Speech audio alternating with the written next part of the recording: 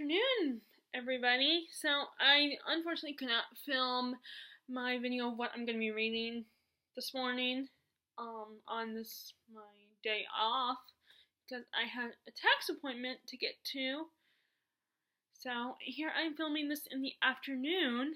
I'm probably going to film quite a few videos today, but the first video I have here is I'm going to share with you guys what I'm going to read today on my day off.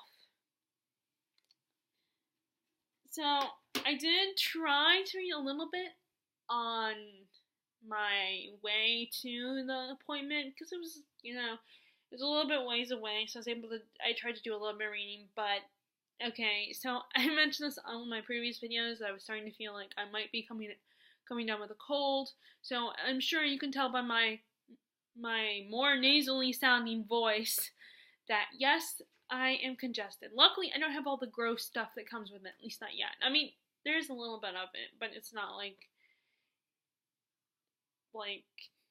all drippy and stuff like that so far. And because of that, I took Benadryl last night, so I'm still kind of feeling that lethargy, or I don't know if lethargic is the word, lethargy is the word, but that tiredness. Is, of course, I had to get up. Actually, it wasn't early. I mean, it's the time I've been getting up, which is not lately. Lately, I've been kind of, because I've been, staying up late to read, which that's my defense for if I stay up late, that, oh, well, at least I wasn't on the computer, I was reading a book. So, yeah, I've been about close to 10 lately, so I keep trying not to do that because I feel like, the later you sleep, the more you're wasting your time, I mean, I know sleep is important, but I feel like you could be getting up early and getting a lot more done than just sitting there and laying in bed doing nothing. Because then once you get up in the afternoon, your morning is gone, so you just have the afternoon and then the evening. And then you go to bed. But anyway. So, yeah, so I'm gonna be a little, a little tired right now. Still a little tired. And definitely even more nasally than usual. So that essentially hindered my reading in the car because it's hard for me to concentrate. I was feeling very exhausted reading the words and saying them in my head as I read. But I did read a little bit. And that book was Hero of Ages, the third book in the Mistborn trilogy, the first era. And I don't know what I can really say about this book. Except just that, again, stakes are really high in this book. A lot has changed for the characters. They've been through quite a bit. And they're in different positions. They have different feelings of what they had in the first book. So, and I feel like Vin and Elend have definitely come into their own in this last book.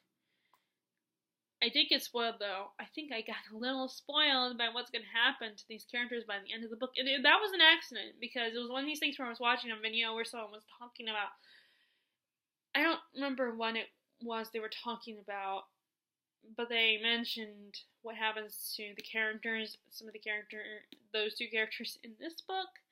So it was kind of an accident. I didn't expect that. And it's not like as booktubers we can't know who's caught up, with the big series like this. We don't know who's caught up. The only thing we can do is just be very self-aware and warn people ahead of time if we're going to spoil them or if we're going to refrain from spoiling people. Because, there's no way, there's too many, a lot of us have, a lot of booktubers have over 1,000 subscribers, so it's you can't know every booktuber. Not every person that watches you is going to like every single book that you like, so there's no guarantee. So, like I said, the best you can do is just warn people ahead of time if you're going to spoil or not, and of course, I'm not spoiling that much. But yeah, I'm really enjoying this book. And I'm also currently last night after midnight, so technically it was today, I read a little bit of The Flight of Gemma Hardy, um, which if you haven't watched my previous videos, this is a Jane Eyre retelling set in the 50s or 60s. And I was thinking last night before I started falling asleep that I think Terry from Florida would like this book, or at least I think she would. But then again, the problem is that, again, she's a very particular reader. So, I mean, but I would almost want to say, if she says, oh, I don't know, I have to look at it and I have to see if I like it, I'm like, it's the same story as Jane Eyre. You liked Jane Eyre. It's the same story, just a different time period. And yes, there are differences because of the time period. It's more 20th century written, not 19th century. So, you have more modern aspects, like some things are changed, and like the characters, like I feel like, so yeah, I guess that would be the argument against her thinking, oh, I can, because I like Jane Eyre, so I'll automatically like this one. She could say, well, it is still a little different because it is a modern retelling of the story, not modern as in 21st century, but like I said, 50s and 60s. And we have gone into, like I said last time I talked about this book, she got to the, I'm trying to think, I just read it last night, so I'm trying to think of what the name of the place is called. Because it's not Thornfield like in the original Jane Eyre. It's a different name, the house. But, Claypool's the school, what's the name of the house? I can't remember. But we got to the, and she's finally met Nell. Nell is finally making herself known to Gemma, and she has agreed, they have made kind of a bargain that if she reads to Nell Gemma will read to Nell for an hour, and then she'll give her a lesson, an academic lesson. So, and Nell has agreed. And Nell's a little more, I feel like her character is a little more involved in the story than the original Jane Eyre novel. And maybe that's because of children are supposed to be seen, not her kind of mentality of the period. So maybe that's why Adele was not as involved in the story as she is in this book. Like, we're spending actual time with her character.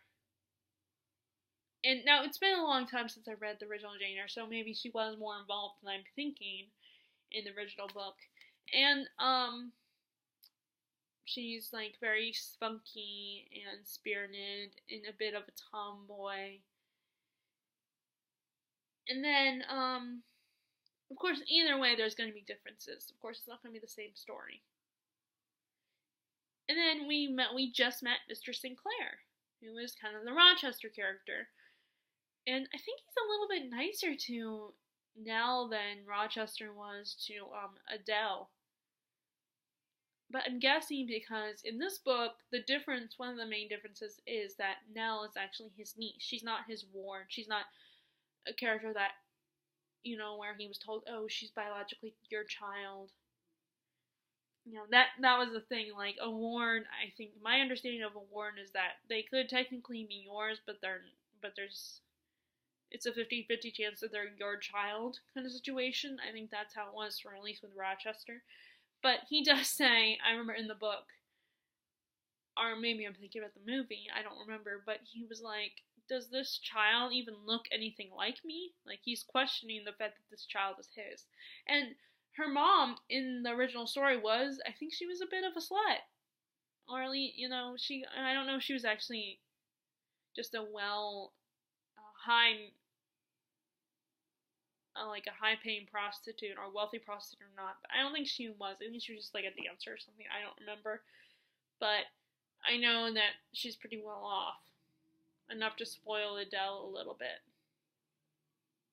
But she was one of his girlfriends, because he is one of his girlfriend. But in this one, she's not his girlfriend. Now the girl's mom is his sister, which, like I said in the last video, I kind of like that. I like that she was his sister instead of oh, he has a girlfriend,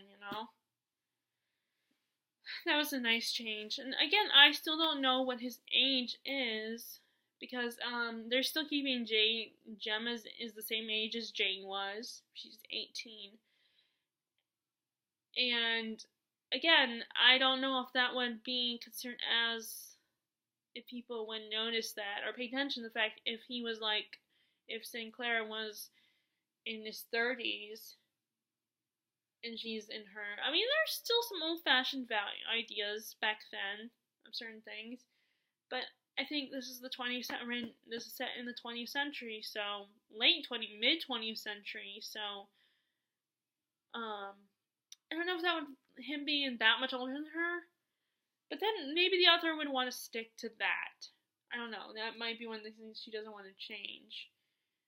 But so I need to read a lot more today. I think I should read at least a little bit more of this one because I want to at least get this book done by the end of the month. I'm at that time where I'm feeling nervous because there are a lot of books I want to get done before June.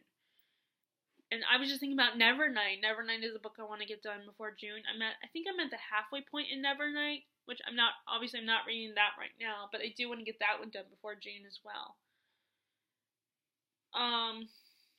So there's those two.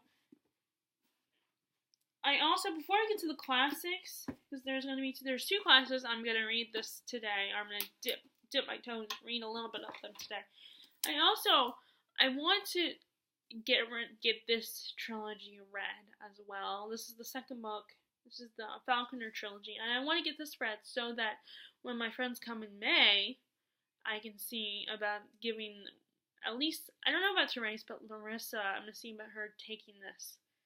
But I'm worried that she's gonna be like, oh, but no, I don't want to take your book and everything, and protest on me, like.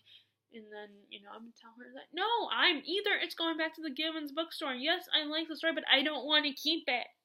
Okay? I enjoy it.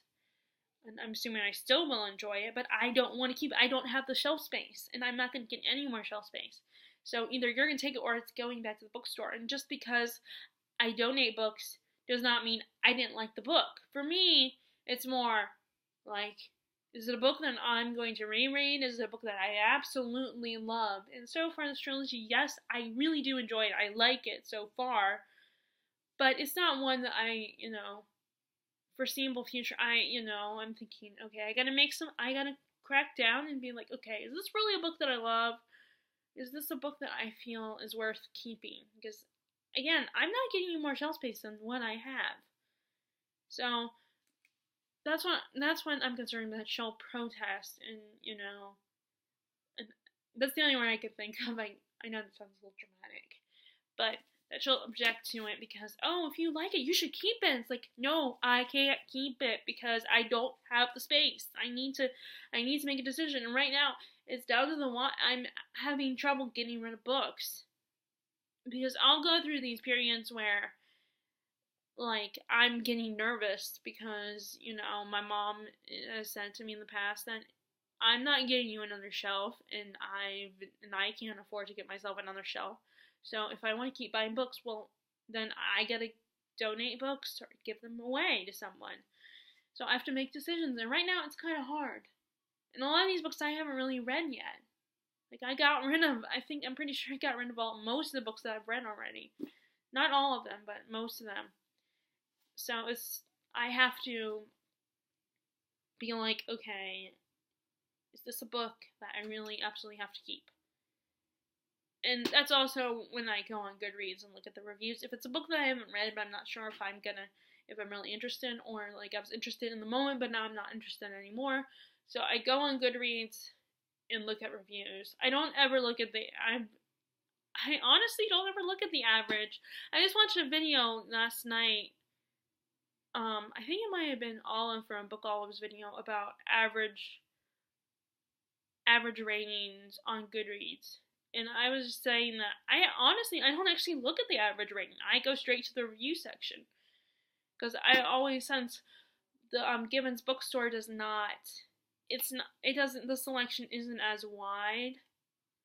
It's there's some literary books, there's a lot of romance, there's a lot of mystery books, And then there's a table with a rows of bins, and one bin has YA books, one has children's books, one has poetry and short stories, and one has like westerns. So it's kind of, I mean, occasionally I'll find books that I'm interested in, but it has to be. It's not like It's like this was a lucky find that I found all three of the whole trilogy at that bookstore. Well, like I'm not gonna. There's no guarantee I'll find like Brandon Sanderson or Sarah J. Maas there, because I mean I guess the high schoolers and the middle schoolers that if they stop by the Gibbons bookstore, I guess they don't donate those kind of books. Like I guess they don't read those kind of books here.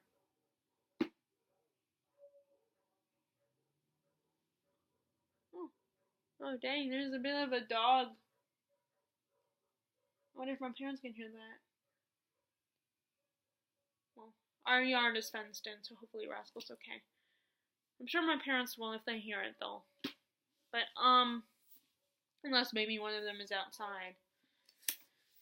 So either way, I want to get this one done, and then I'm going to read the last one in April. I mean, but what I could do is, even if I don't get this one done this month, I can always read I could read book 2, and 3 in April. But either way, I want to get this finished by May, so I can present them to Larissa and Trace and see what they think, if they would like them. If not, then like I said, I cannot afford to keep them, or I don't have the space to keep them, so I will be sending them back to the bookstore. Okay, so now on to the classics. So I just finished Crime and Punishment. I absolutely fell in love with that book. It's one of my favorites now. And I'm going to probably do a review on that. I'm going to film the review for that book today. Because like I said, the next day off I have is Saturday and Sunday, so I'm off this weekend. I work again on Monday. That's as much as I know right now. But this is before this weekend. This is my only day off right now.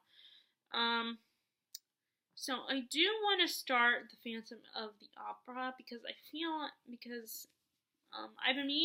was gonna read this October, but I didn't get around to it because I do not do well on TBRs.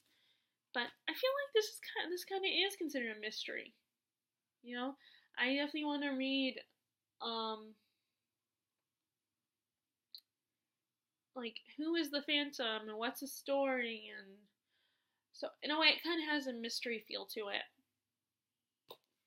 But I want to read it, and I'm surprised it doesn't look that long, and it's large. For this copy is large print. See, like, which I'm surprised because the one time my theater teacher, look, I'm using my Beauty and the Beast bookmark because it's the same country. So I was kind of surprised. I thought it would be like a thick book with small print, unless this is like a large print edition or something. I don't know, but it looks like it's gonna be easy. I mean, not easy, but just a little bit easier to read this one than.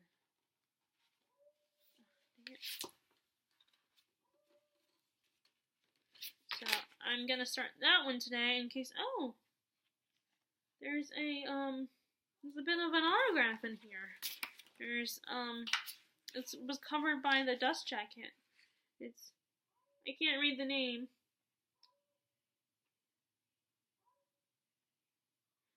And it has two dates on here, December 1994 and January 27, 2005.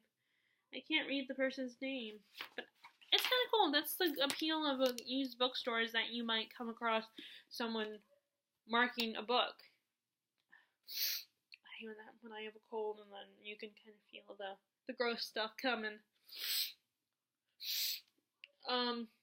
But yeah, it's cool when they have, like, you know, not marked up like bad marks, but like a person's signature or a little note or something in the book. I think that's really cool. Fortunately, I couldn't read that. It looked like someone signed their name. And then I'm reading it. Okay, so I just realized I don't know. I think, okay, so the reason why it is Mammoth March, and which coincided with my inspiration, with being inspired to read this book, which is The Mammoth. I didn't look her up, but a new book tour that I discovered, I need to look up her name. Let me look her up. Oh, okay, I'm still here. I don't know if you guys can see me or not. I don't know how it works. But, let's see. Let me find her. Oh, nope. Wrong part. Nope, that's not what I wanted. Okay. YouTube. See if I can look her up. But this is a new booktuber that I discovered, and she reads a lot of history books. Let me see if she has a video.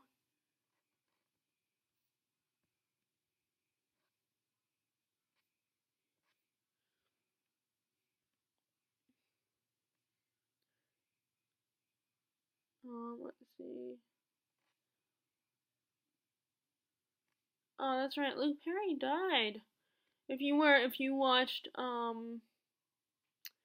if you ever watched 90210, I went through a phase where I was interested in 90210, even though I no longer like that kind of stuff. So Luke Perry had died, and one of the actors, he kind of played the bad boy on the show. He died. Okay, let me just go through here, my list. Oh, come on, why is this? Oh, of course it's slow. Come on! Okay, there it goes. No, that's not what I wanted. Tots, just reads, I want. Reader, Drums Bomb, Carl Insane Reader, my reading, Jennifer Books.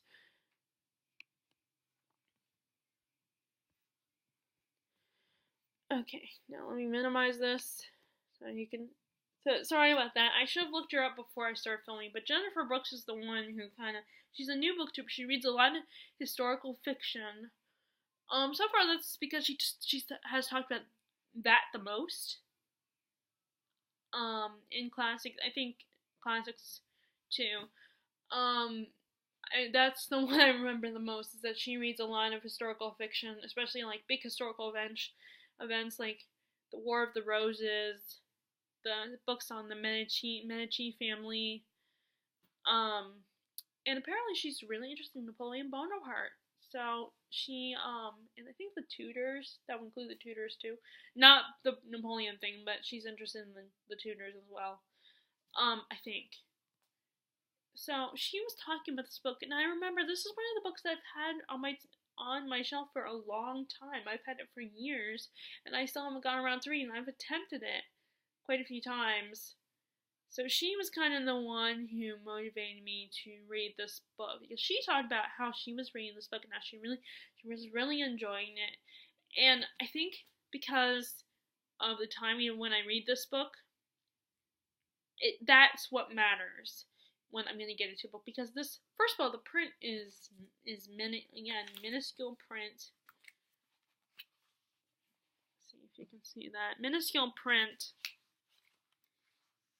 And there are so many details, and I feel like older books, something saying how someone said something or describing is really like over the top, or like what might potentially be considered over the top now.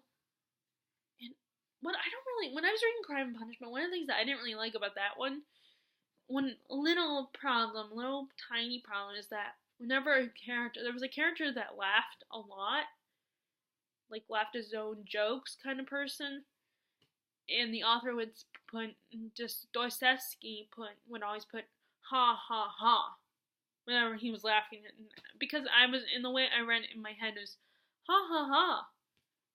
I didn't like read it like, I didn't hear it like an actual laugh. I just read the words ha ha ha or he. I didn't like hear it as a laugh in my head, so that kind of bothered me, even though I knew the character was laughing. That's what, because I always, when I, on here, on the computer, that's when I'm sending people messages, that's what I'll type, H-A-H-A-H-A, or H-E-H-E-H-E, or L-O-L, or L-M, L-M-A, O, LMAO, or MLMAB, laughing my ass off or laughing my butt off. Because, you can't, there's no way a person, and I guess that's why, maybe that's what the author was thinking, and that's why he wanted to put emphasis on the word that this person was laughing, or constantly laughing at his own jokes or whatever. But I prefer them, and I know you're supposed to show, not tell, but I prefer when it comes to stuff like that just say this person was laughing or he or she chuckled or something, instead of being like, ha ha ha, or he, or whatever. But this is so interesting. It's, if you are familiar, I don't know, whoever's familiar, who's actually read the book or if you've seen the movie, you know that the main character, Edmond Dantes, this is during the Napoleonic era, when Napoleon was taking over France, or trying to take over France and get rid of the king, and I think it's Louis the 18th was the one that was the king, and you were either, I want to say, I think the royalists are the people who support the king, and then you were the Bonapartists were the people who supported Napoleon Bonaparte, obviously, Bonapartist. And so Edmund gets framed for being a Bonapartist because, of course, for the silly reason, the ridiculous reason that Ferdinand wants to is in love with Mercedes, and she chooses Edmund, so he's like, I gotta get rid of this guy. This shows how immature he really is. Not Edmund, but Ferdinand. It's like, okay, so you're ruining this guy's life because you got a little massive Jones for Mercedes. You got the hots for her. Because the impression we get now I should clarify this as the movie, is that they don't really have a love-filled relationship, marriage. Because, she makes it clear to him that I love you like a brother, I'm not in love with you, but he doesn't care because he's a selfish bastard, and he basically ruins this guy's life, frames him, and accuses him of being a Bonapartist, which is a big deal. It's a pretty, but it's like, he's committing a crime, and he's framing him and accusing him of committing a crime, which he didn't do. He was just someone who was given a letter to deliver between two Bonapartists, if I'm guessing correctly. So he's just the messenger. You don't kill the messenger. In this case, you really shouldn't kill the messenger because the messenger didn't know anything about this kind of stuff. So, and I think he doesn't really understand. He understands to an extent, but I think he really learns about it and begins to understand what he's being framed for when he is taught by the priest. Now, I'm going by the movie because I've seen the Jim Caviezel movie. And like I said, I still cannot remember the guy's name at the top of my head. The guy he played in the remake of The Time Machine. And then also James Frain plays the magistrate Villefort in the movie. I don't know who plays the girl though, who plays Mercedes. It's funny, she was saying, I forgot her name. Brooks something. I actually forgot her name. She was saying how she remembered not liking Mercedes' character, and actually hearing that, I'm not really surprised, because not accusing her of being that way, because I barely know her, I just started watching her, but, the fact that a lot of female characters in the classics, in the original classics, like Dickens, and, that the female characters, unless you're reading the Jane Austen or a Bronte novel, or one of the other female authors, the female characters a lot of times are very, they don't have a very active role. They're just the love interest. And they're and they're a little bit more submissive. So it's I'm not surprised that a modern woman would be like, I don't really like Mercedes' character. So I haven't gone very far in the book. I thought she was okay in the movie. I didn't have a problem with her in the movie. She was just, I was more interested in the Edmund's storyline, and hoping that he would get the girl, he would get his revenge and be with Mercedes and all that. But so far she seems to be a very passive character, and that's, in the book, and I'm guessing that's going to be throughout the rest of the book, and most of the character, I mean, she doesn't, like, entirely seem, like, stupid, but, you know, and it's not her fault that Ferdinand has misinterpreted her and assumes that there's hope. But it's like, really? Because you are in love with this girl and you think you think that you're gonna ruin some guy's life. It's so stupid. I mean, this is a serious accusation, and I don't think this young man, because I don't, I don't think he really sees the consequences of his actions. He does not get the big picture that he is framing this guy for such a petty little thing, like a jealous because of jealousy. I mean, it's ridiculous. But still a good read. I'm really enjoying it. It's really interesting. And like I said, I think it's just, and the fact, like, the magistrate's father is an actual Bonapartist, and Villefort's father, and that's why, if I remember correctly from the movie, he asked Ferdinand to kill his father because his father could risk his reputation. So, yeah. So I'll have to, okay, so having said that, I'm gonna have to warn people ahead of time that it's gonna be a bit of a spoilery video. But anyway, so, yeah, I'm not very far. We're in the prison, and Edmund had a little slither of hope that he might get out of prison, but then the warden, read why he was in there and that why he is now considered a dangerous prisoner, and he's like, okay, I don't have the time for this. I don't have time to determine if this guy is a threat, if this guy's dangerous or not, so I'm just gonna ignore it. So Edmund is once again still stuck in prison. And I guess he's gonna meet the priest soon, because we just been introduced to the priest. I'm thinking this is the priest because his name looks the way his French,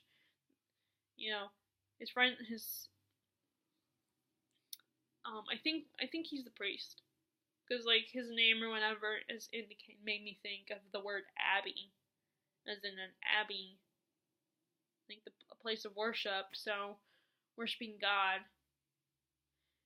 So I'm assuming that this is the priest. And they also talk about the treasure that he tells Dantes about.